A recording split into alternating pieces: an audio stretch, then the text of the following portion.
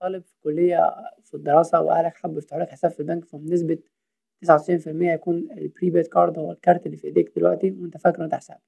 فأول حاجة عايزين نصلحها مع بعض إن الprepaid card ما يعتبرش حساب بنكي، اللي في الكارت ده هي مش عند البنك، لأ هي عند البنك وفي أمان، متقلقش خالص.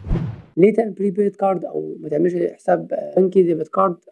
علشان الحساب البنكي بيكون ليه حد أدنى، بيكون ليه مصاريف أعلى سنويًا، لكن الprepaid card بنسبة كبيرة بيكون مجاني، ولو كان بفلوس بتكون 100 جنيه مثلًا في السنة، دي حاجة تعتبر مجانا أصلًا مقارنة بالمصاريف بتاعة الحساب البنكي. مش محتاج صداع كتير، أنت بتفقد بطاقتك وخلصنا، الموضوع أسهل ما يكون يعني. الكارت زمان كان بيتم استخدامه في الشراء أونلاين برّه مصر، بس حاليًا بقى مش شغال أصلًا برّه مصر، بقى شغال جوّه مصر بس، وشغال في offline stores على مكن الPOS اللي عند التجار فقط لا غير، وتقدر تستخدمه في السحب النقدي برضه. كان في كمان بعض البنوك زي بنك مصر كان عامل كارت dedicated بس للشراء أونلاين والمعاملات الإنترنت فقط، اسمه كارت الإنترنت، كان لونه أزرق كده جميل، كان تقريبًا ب50 جنيه.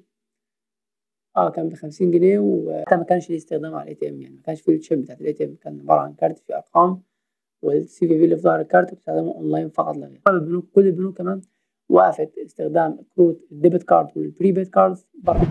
فلو أنت طالب أو لو أنت عايز يبقى ليك تعامل في البنكي بسيط، لسه عايز تتعرف على المنتجات البنكية واحدة واحدة، ممكن تبدأ بالprepaid cards، ولو إن أغلب البنوك دلوقتي عملت منتجات تعتبر تدّي لك debit cards متخصصة للشباب، زي منهم مثلًا بنك مصر عامل أكتر من منتج لمنتجات الشباب، ممكن تتشيك له بتاعة البنك، ولو أنتم حابين بعدين ممكن أتكلم معاكم عن المنتجات اللي هم عاملينها للشباب.